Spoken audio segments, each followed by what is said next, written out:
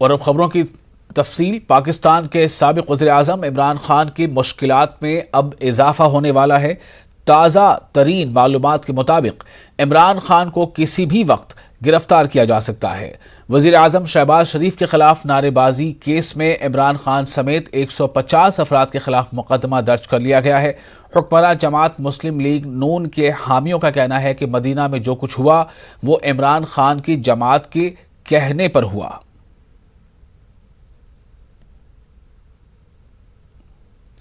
Supreme court ने vaccine के हवाले से मरकजी हुकूमत की पॉलिसी को दुरुस्त करार दिया है, लेकिन यह भी वाज़ेह किया है कि किसी भी फर्द को वैक्सीन लेने के लिए मजबूर नहीं किया जा सकता। वैक्सीन ट्रायल डेटा आम करने और कोरोना से बचाव के लिए टीके के लुजूम को गैर आईनी बताने वाली अर्जी पर समाअत हुई। अर्जी पर समाअत करते हुए जस्टिस एल नागेश्वर राव ने हुकूमत की मौजूदा टीकाकारी पॉलिसी पर इत्मीनान का इजहार किया। अदालत ने रियासती हुकूमत को टीका न लगवाने के लिए लगाई गई पाबंदियों को हटाने के लिए कहा। अदालत ने कहा है कि हुकूमत आवाम में बेदारी लाने के लिए मुहिम चला सकती है। वबा की रोकथाम के लिए पाबंदियां आयद की जा सकती हैं, लेकिन किसी फर्द को टीका लेने या कोई खास दवा लेने के लिए मजबूर नहीं किया जा सकता।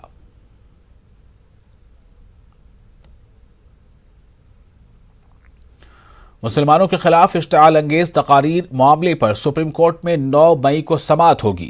इस मामले में जमीयत उलमा हिंद ने अर्जी दायर की थी। सुप्रीम कोर्ट ने कहा है कि धर्म संसद मामले के साथ सुनवाई होगी। अदालत की निगरानी में इस मामले की जांच की अपील की गई थी।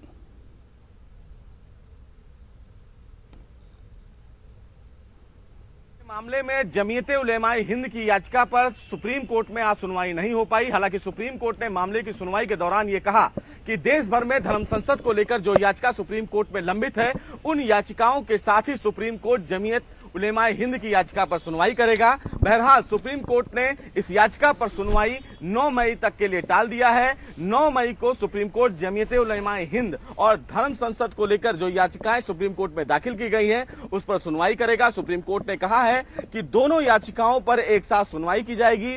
जमीयत उलेमाए हिंद की तरफ से यह कहा गया है कि एक विशेष समुदाय को पूरे देश भर में टारगेट किया जा रहा है और धर्म संसद का आयोजन करके उन पर हमला किया जा रहा है। अब सुप्रीम कोर्ट 9 मई को इन तमाम याचिकाओं पर एक साथ सुनवाई करेगा।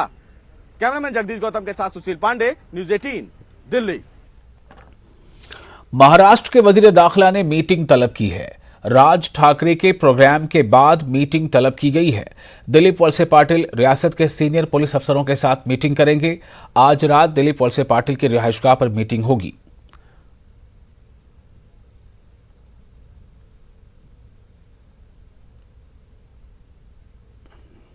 और राज ठाकरे की मुतनाज़ा तकरीर मामले में औरंगाबाद के पुलिस कमिश्नर का बयान सामने आया है। उन्होंने कहा है कि राज ठाकरे की तकरीर की जांच होगी। पुलिस ने राज ठाकरे की मुकम्मल तकरीर की वीडियोग्राफी कराई है। पुलिस कमिश्नर का कहना है कि वीडियो में काबिल एतराज़ बात सामने आने पर केस दर्ज किया जा सकता है।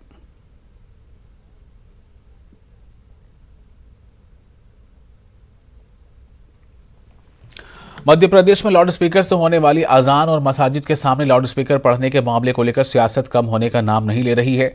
भोपाल रुकन पार्लियामेंट साध्वी प्रज्ञा ने सुबह के वक्त मसाजिद से होने वाली अजान को संतों की इबादत में खलल से ताबीर किया। वहीं कांग्रेस ने साध्वी के बयान की मुखालफत की है, जबकि मध्य प्रदेश जमीयत उलमा ने लाउड स्पीकर से होने वाली अजान को लेकर इश्तिआल अंगेजी को सियासत का हिस्सा करार दिया है। जमीयत उलमा का कहना है कि लाउड स्पीकर का इस्तेमाल सिर्फ मुसलमान ही मसाजिद में नहीं करते हैं, बल्कि तमाम मज़ाहिब की इबादतगाहों में इसका इस्तेमाल होता है। जमीयत उलमा ने लाउड स्पीकर के इस्तेमाल को लेकर मरकजी और सूबाई हुकूमत से कानून बनाने का मुतालबा किया है। साधु सन्यासी सुबह प्रातः भगवान का स्मरण करते हैं, ध्यान साधना करते हैं। हमारे जो सभी सनातनी हैं वो समय समय पर अपनी जो पूजा है वो करते हैं, ध्यान करते हैं, साधना करते हैं हर तरह से, लेकिन किसी को डिस्टर्ब नहीं करते, किसी को तकलीफ नहीं देते। और जिस पद्धति में पूजा पद्धति में अगर किसी को कष्ट पहुंचाने का या कोई षड्यंत्र पूर्वक किसी काम को करने का उद्देश्य लेकर के कोई किसी प्रक्रिया को करता है, वो अशुद्ध है, बेईमानी है, षड्यंत्र है और एकदम गलत है। या आस्थाओं को लेकर या लाउड स्पीकर को लेकर मैं मानता हूं कि इस तरह की भावना जो देश में बनाई जा रही है, इसमें देश का भला नहीं हो सकता। हनुमान चालीसा का पाठ जरूरी है, मैं भी रोज करता हूँ। रोज का मेरी आस्था का विषय है, जिसने लाउड स्पीकर से करना। हमारे सुंदरकांड होते हैं जगह जगह, जिसमें सुंदरकांड के साथ हम हनुमान चालीसा भी पढ़ते हैं। बजरंग बली सब पे आशीर्वाद रखें, मानव पे रखें, सृष्टि पे रखें। वो इसलिए नहीं करी जाती कि किसी को मारे और किसी को बनाए।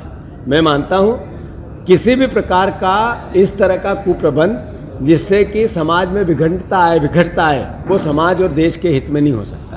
पर हनुमान चालीसा लाउड स्पीकर पे पढ़े, इसमें कोई रोक टोक नहीं होनी चाहिए। देखिए, हमारा मुल्क सेकुलर मुल्क है और हमारे मुल्क में हर मज़हब के लोग यहाँ रहते हैं। मंदिर, मस्जिद, गुरुद्वारे और सब मज़हबों में सारी चीज़ें होती आई हैं। जब लाउड स्पीकर नहीं था तो कोई भी इस्तेमाल नहीं करता था। अब जब लाउड स्पीकर आया तो सब लोग इस्तेमाल कर रहे हैं। और कुछ लोग ये कह रहे हैं कि अजान जो है वो अल्लाह को सुनाने के लिए होती है। अल्लाह को सुनाने के लिए अजान नहीं होती है। अल्लाह के बंदों को मस्जिद में नमाज के लिए बुलाने के लिए होती है। जिस तरह मंदिरों में भी घंटा बजाया जाता है, तो वो मंदिर में घंटा पूजा के लिए लोगों को बुलाने की दावत देने के लिए होता है। या शंख बजाया जाता है, तो मंदिरों में भी सुबह आरती होती है, शाम को आरती होती है, सब मंदिरों में होती है। और इस वक्त माइक पर ही होती है लाउड स्पीकर। अजान तो मोहल्ले के लोगों को, क्योंकि अजान का टाइम बदलता रहता है। कुछ नमाजों में टाइम सूरज के हिसाब से होता है, तो उसके लिए ज़रूरी होता है कि लोगों को ये इत्तला हो जाए कि टाइम बदल चुका है। क्योंकि अपने देश में सुबह एक ही समय में सूरज नहीं निकलता, एक ही समय में नहीं डूबता। तो हमारी जो नमाजें होती हैं वो सूरज निकलने से पहले होती हैं, शाम को। तो अजानों के वक्त हर 2-4 दिन में कभी कभी कुछ नमाजों के बदलते रहते हैं।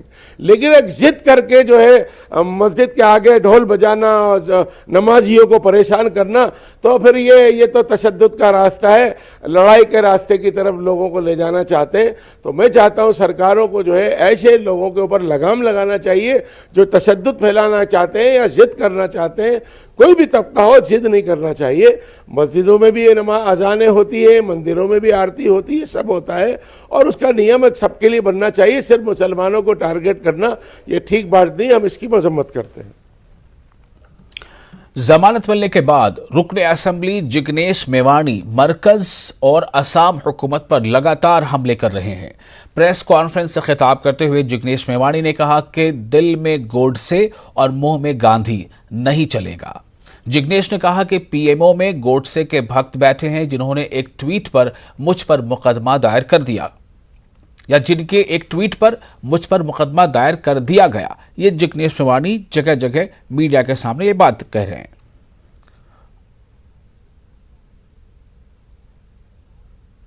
It was a pre-planned conspiracy to destroy me. और प्रायोरिटी सरकार की क्या है? गिरफ्तारी करके मुझे ले गए, तब मुझे बता नहीं रहे। उनको मालूम है कि मैं लॉयर हूं, लॉ मेकर हूं, मुझे बोल नहीं रहे कि कौन सा मुकदमा है। एफआईआर का कॉपी नहीं दे रहे, कौन सी सेक्शंस लगी वो नहीं बता रहे। मेरे परिवार से, मेरे माता पिता से बात करने की अनुमति नहीं, मेरे लॉयर से बात करने नहीं दिया। यहां तक कानून के धजिया उड़ाकर एक एमएलए का जो प्रोटोकॉल और प्रिविलेज होता है उसके तरफ पूरा ब्लैटेंट डिसरिगार्ड करते हुए गुजरात की विधानसभा के स्पीकर को भी पताया नहीं। तो मानता हूं ये आसाम की पुलिस ने गुजरात की अस्मिता और गुजरात के गौरव को खंडित किया है, और ये गुजरात की सरकार के लिए शर्मिंदगी की बात होनी चाहिए। इसमें उनकी इतनी थू हुई, बावजूद उसके उनको शर्मिंदगी महसूस न हुई। एक महिला को आगे किया और दूसरा एफआईआर मुझ पे करवाया। मैं मानता हूं इससे बड़ी बुजदिली और कायरता कुछ नहीं हो सकती। मैं ये कहना चाहूंगा, ये है 56 इंच की कायरता, ये है 56 इंच की बुजदिली।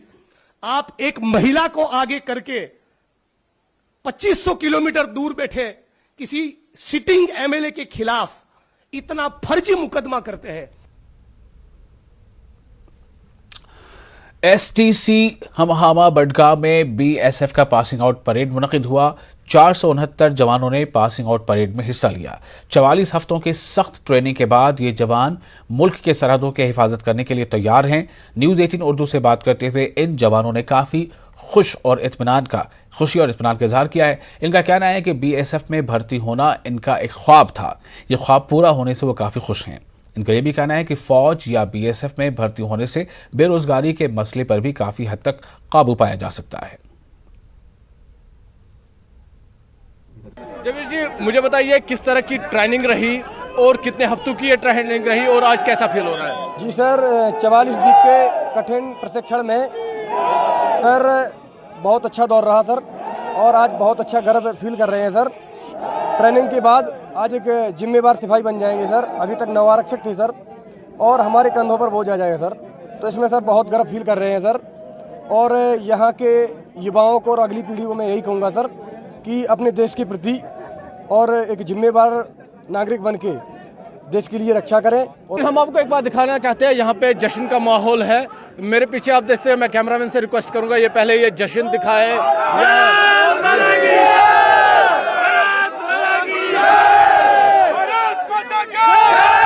गोरखपुर से बहुत अच्छा फील हो रहा है सर, हमको ट्रेनिंग मिला, बहुत अच्छा महसूस कर रहे हैं सर। आज हम लोगों का पासिंग आउट परेड है सर, बहुत अच्छा महसूस हो रहा है सर। मेरा नाम आरिफ खान है और आज कठिन परिश्रम और 44 वीक के कठिन परिश्रम के बाद हमें यह दिन हासिल हुआ है, और हमें आज बहुत खुशी हो रही है इस दिन को देखकर।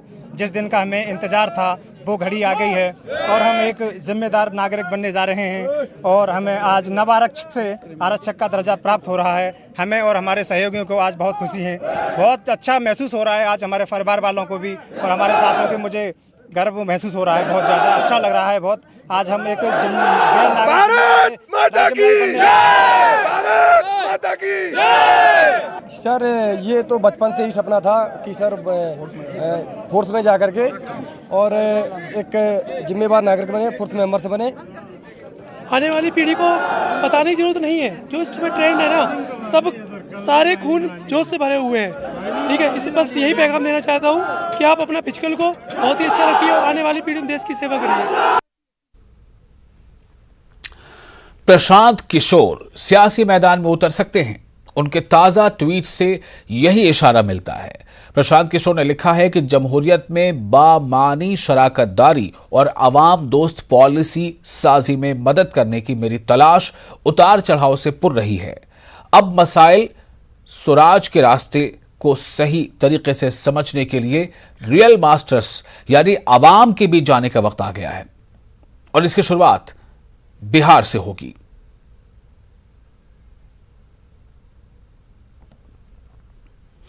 वजीर आजम नरेंद्र मोदी बर्लिन पहुंच गए हैं। उन्होंने बर्लिन पहुंचकर ट्वीट किया। उन्होंने दौरे से हिंद और जर्मनी के बीच ताल्लुकात मजीद मुस्तहकम होने की उम्मीद जताई है।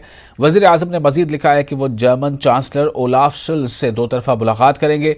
अपने दौरे के दौरान वजीर आजम सनतकारों और कारोबारियों से बातचीत भी करेंगे और कम्युनिटी प्रोग्राम से खिताब करेंगे। वजीर आजम के दौरे पर सियासी हल्के में वहां हलचल तो है ही, साथ ही साथ वहां मुकीम हिंदुस्तानी भी काफी पुरजोश हैं।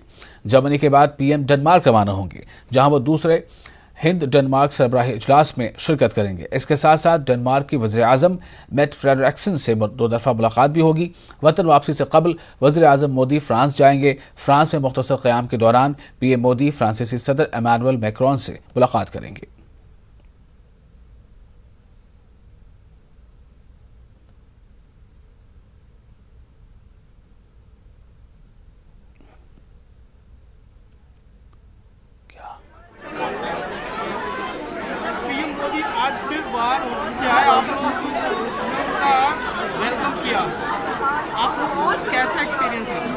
ये बहुत ही एक कभी न भूलने वाला ऐसा एक्सपीरियंस था। मैंने पहली बार ही मोदी को पर्सनली देखा है। सुबह उनकी अंदर एडलॉन होटल में मुलाकात हुई थी। अभी मैं यहाँ पे बाहर भी उनका स्वागत या वेलकम करने के लिए और उनको चीयर करने के लिए यहाँ था। और मोदी जी ने शिवाजी महाराज की बहुत बड़ी प्रशंसा की और वो देख के मुझे बहुत अच्छा लगा। और ये इसी तरह से हमारे इंडियन डायस्पोरा को, जब हम भारत से बाहर रहते हैं, तो ऐसे विजिट से और ऐसे पीएम के आने से हमें बहुत बड़ा मोटिवेशन और इंस्पिरेशन मिलता है। Thank you.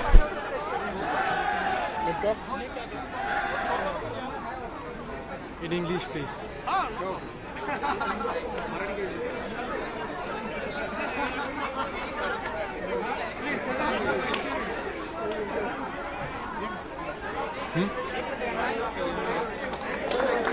What is your experience?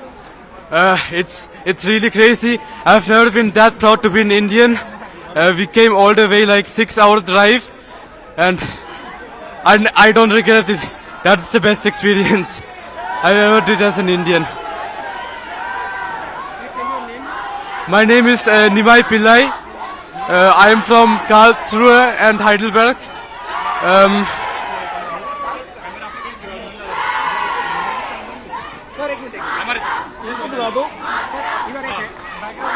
ये वाली जो लेडी जो वो झरने को बुला रही है, वो बुला दोगे? उनका हो गया।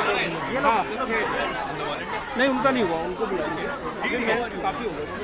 उनको बुलाना। मीना, मीना।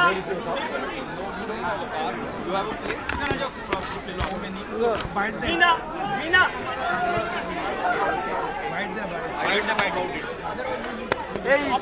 आप लोग इस तरफ आ जाइए। आप बोलेंगे पहले? अभी मुझे जाने दो।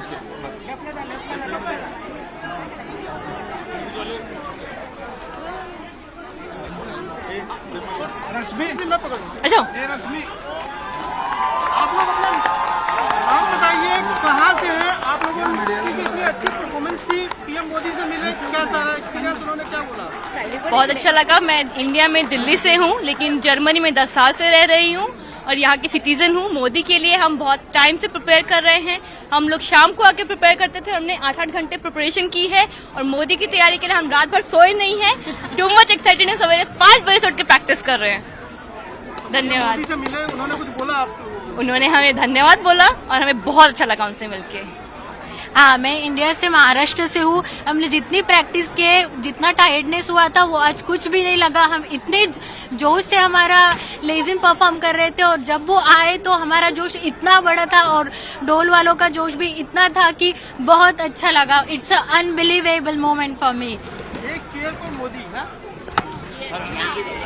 हर हर मोदी, हर हर मोदी, हर हर मोदी, हर हर मोदी, हर हर मोदी, हर हर मोदी, हर हर मोदी, हर हर मोदी, हर हर मोदी, हर हर मोदी, हर हर मोदी। जय। आगे बढ़ते हैं। महकमे मौसमियात ने पेशगोई की है कि आइंदा 24 घंटों के दौरान आसमान अब्र आलूद रह सकता है। दिल्ली के दर्जे हरारत में कुछ कमी को देखते हुए सयाह बड़ी तादाद में घूमने के लिए घरों से बाहर निकल आए हैं। न्यूज़ 18 नुमाइंदे ने सयाहों से बातचीत की। मई महीने की शुरुआत हो चुकी है और गर्मी अपना रिकॉर्ड लगातार तोड़ रही है, लेकिन आज की बात अगर हम करें तो तापमान में थोड़ी सी गिरावट देखने के लिए मिल रही है और मौसम विभाग के अनुसार ये भी कहा जा रहा है कि अगले 5-6 दिनों तक थोड़ी सी राहत यहाँ पर मिलेगी। बारिश होने की संभावना भी मौसम विभाग की तरफ से जताई जा रही है। हवाएं चलेंगी जिससे गर्मी से थोड़ी सी राहत मिलेगी। इस वक्त हम दिल्ली के चिड़ियाघर के बाहर खड़े हुए हैं, जहां पर आप देखें तो मौसम में जिस तरीके से गर्मी थोड़ी सी कम हुई है उसको देखते हुए पर्यटक भी घूमने के लिए पहुंचे हुए हैं और भीड़ साफ तौर से बता रही है कि मौसम थोड़ा सा ठीक है। जिस तरीके से 2 दिन पहले की बात अगर हम करें तो 46 डिग्री टेम्परेचर था, अब गिरावट देखी जा रही है और आज की बात करें तो आज 35 से 36 डिग्री तापमान दर्ज किया गया है। और मौसम विभाग ने भी कहा है कि आने वाले कुछ दिनों तक इसी तरीके की राहत रहेगी। बारिश होने की भी संभावना जताई गई है, हवाएं भी चल रही हैं। तो जो लोग घूमने आए हैं उनसे भी हम बात कर लेते हैं कि उन लोगों का इस गर्मी को देखते हुए क्या कहना है और वो क्या कहना चाहते हैं। ये बताइए, आप कहाँ से आए हैं? नोएडा से आए हैं। अच्छा, तो गर्मी तो बहुत पड़ रही है और घूमने आए तो क्या मतलब? हाँ, गर्मी तो कम पड़ रही है अभी। अच्छा, कम पड़ रही है। तो अभी 2 दिन पहले तो 46 डिग्री टेम्परेचर था। अभी तो फिलहाल तो कम हुआ है। तो आपने सोचा कि थोड़ा घूम ले, तो इनको गर्मी थोड़ी कम लग रही है। आप बताइए कि टेम्परेचर 45-46 था, आज आए, आज थोड़ी सी राहत है। आज मौसम में कुछ गिरावट है गर्मी में, इसलिए हम लोग भी सोचे कि थोड़ा चलते हैं, घूम टहल के आते हैं। ईद की छुट्टी भी है इसलिए चले आए। आज मौसम बहुत ज़्यादा ठंडा है, सही है, घूमने लायक मौसम दिख रहा था इसलिए हम लोग चले आए। तो बिल्कुल